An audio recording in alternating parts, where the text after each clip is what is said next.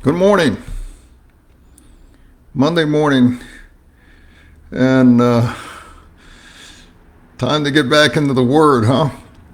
You know, it said of Martin Luther, the great reformer, that he had so much work to do during the day that he couldn't get started without at least 4 hours of prayer and Bible study early in the morning. I mean, and I often wondered about that, and the reason is because he had to have God manage his time and use it in a very wise way. That's why in Ephesians it tells us that the days are evil, and that if we don't manage our time right, they're going to slip by. Everybody, maybe sometime I'll do a message on time management, but everybody's given 24 hours in a day. Some people use those 24 hours wise, some people squander them, but there's wise ways of going about using your day. And what wiser way is it than starting your day off with the Lord? Okay, I mean, he is our Lord, right? We say, Lord, Lord, Jesus, Jesus. If we call him Lord, then why don't we do what he says?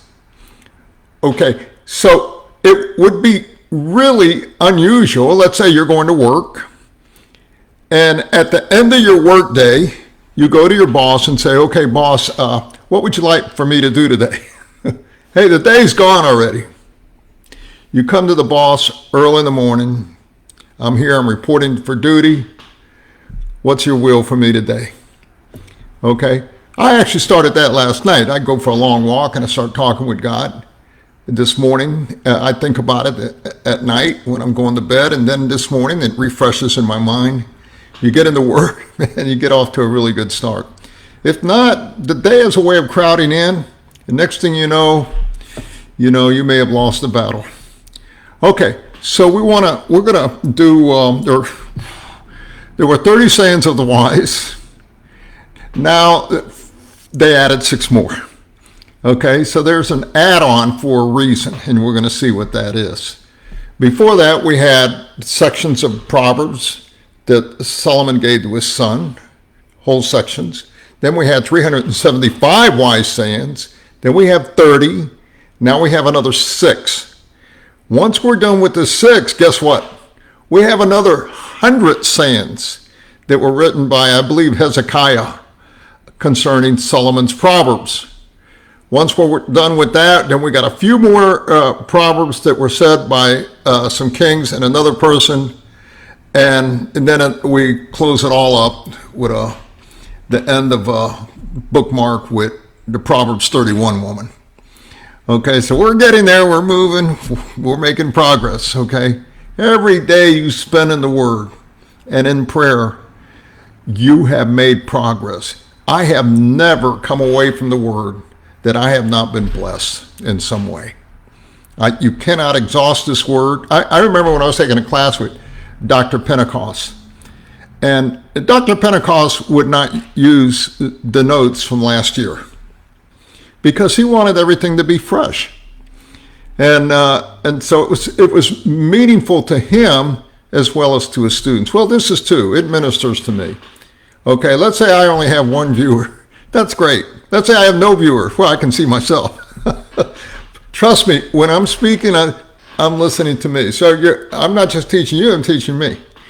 Okay, so I'm blessed by this as well. Okay, we're in Proverbs chapter 24, and we're in verse 23. Chapter 24, verse 23. And they introduce it by saying, these also are the saying of the wise. And then he goes on and he's going to give us a couple of proverbs. So let me talk about those. First one, to show partiality in judgment is not good. He who says to the wicked, you are righteous. People will curse him, neighbors will abhor him, but to those who rebuke the wicked will be a delight, and a good blessing will come upon them. So in other words, what he's saying is, we should not let the wicked people go. If they committed the crime, then they have to face the consequences of that crime. But if you have people that have money, or they're in political position, or they have a way to reward you in some fashion if you let them go, and people see that, then justice has been thwarted. And he says it makes it really clear to show partiality like that is not good. Okay? You remember the O.J. Simpson's case. Everybody knew he was guilty. Okay? But they let him go. Well, it eventually all caught up with him in some other way. Okay? The same is true with Hillary Clinton and Biden and all these. It's going to catch up with them. Okay? But you have all these people in political office that are committing all these high crimes and treason. And it seems like they're getting away with it, but they're not. In fact, they're actually doing the very opposite of what God is telling us is not a wise thing to do, and that is show partiality. Okay? They were ready to indict Trump over a phone call, but, and I grant it, Trump is not the most pleasant and most, responsible tweeter. I don't even use Twitter. Okay, I get people. You get something in your mind, and then you regret what you said. But to show partiality and letting evil people get off the hook is wrong.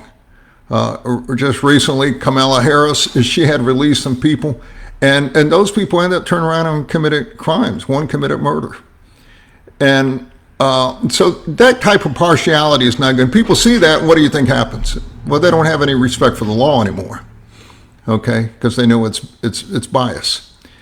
Okay, but it also says here, it says that to rebuke the wicked will be a delight. So when you put them in their place for what they did, then we see that as well, and that's good. And it says a blessing will come upon those that put some. You see somebody do something wrong. As a golfer, when I go golfing, it's a responsibility for every golfer when they're playing, especially not in recreation play, but if they're playing in tournament play or they're playing in some fashion where money is getting exchanged, then they have a responsibility. If somebody violates a rule, before they get to the next hole, before that they putt out, they have a responsibility to address the problem to the offender and get it squared away. And the reason they do that is because you have to protect the field. Okay? But if you turn the other line, you let somebody cheat, then you're not protecting the field. Well, you're just as guilty too. Okay, so if they do that in golf, in a sports, how much more so should we do that in life? Okay, so that's the first one, not to show partiality. Second one is, it's pretty interesting. He kisses the lips who gives a right answer. Hey, you want kisses? You got to be honest. If you're an honest person, you're going to get kisses. If you're a dishonest person, you're not going to get kisses. It's equating honesty with affection, okay? When I know I'm talking to somebody and that person is, I sense they're lying to me or they're being deceptive, I don't want to get too intimate with that person, okay? I'm probably going to back off. But if I see somebody laying out their heart to me and they're being honest and open, I'm probably going to I won't kiss them on the lips, but I may give them an embrace, okay? But and in Europe you would kiss them on each cheek. But, it's a good, warm, welcoming affection. Okay, next one, verse 27. This is really important, especially for young people that are just leaving home or, others that are kind of getting started new somewhere. And I have followed this principle and it has helped me over the years. And it's this, it has to do with priorities. Prepare your work outside and make it ready for yourself in the field. Afterwards, then build your house. See, a lot of people want to go build a house and then they figure they'll go get a job. And they contracted this debt with this big house and they can't find a job. Okay, So the first thing you want to do is prepare your field.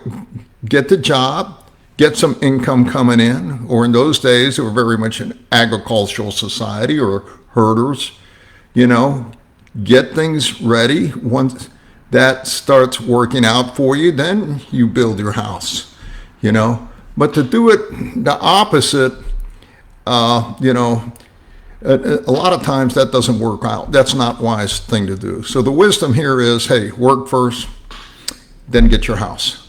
Okay, that's what I did right now. I would love to have a house again.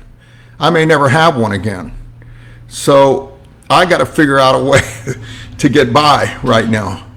And so what I did is just rented an apartment, and trying to get my field established somehow.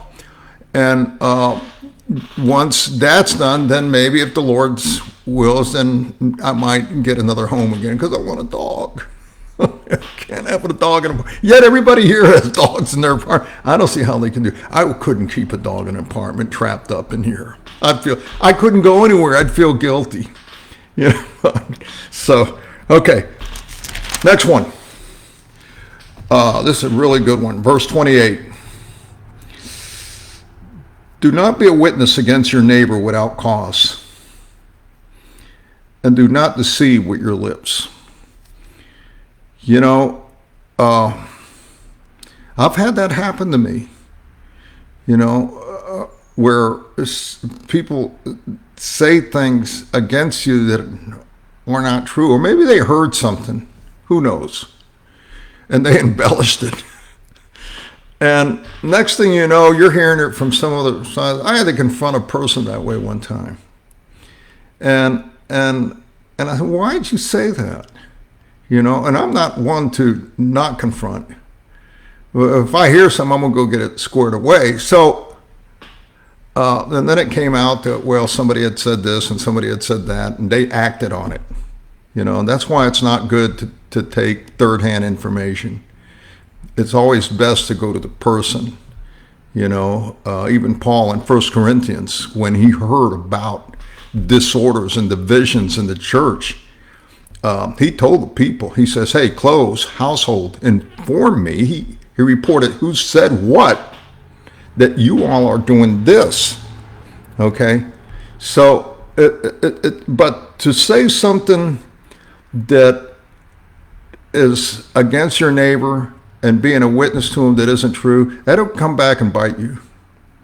Okay? So you don't want to do that.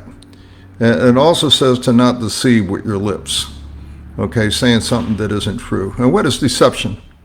Deception is misinformation, not being clear, leaving something out.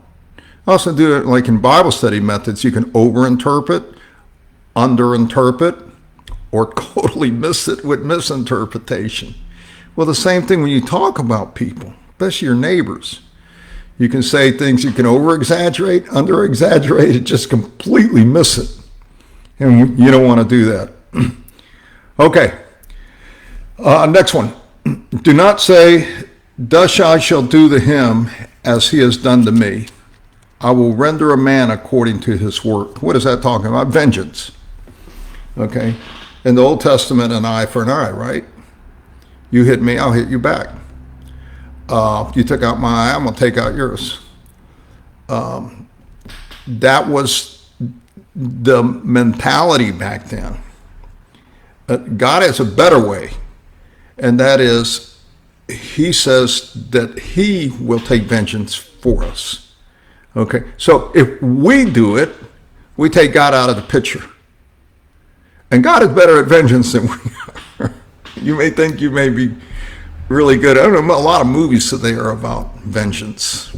Somebody killed their daughter, or killed their son, or killed their wife, and now they're going to go back and there's the satisfaction of watching somebody take vengeance on somebody. Okay? But God says that's his reserved right to do. Now, we can protect ourselves. Somebody comes up to me and they try to hurt me or my family or friends and all that. Well, we're going to protect them. We're going to do what we can to protect them. But vengeance belongs to the Lord. Okay, that's all the Proverbs for today. There's going to be a really interesting one tomorrow. It's in verse 30 to 34, chapter 24. If you want to read that over, in fact, what I'll do with that is do some Bible study methods so that you can learn how to dig into the word for yourself. And ultimately, that's what I would like for you all to do.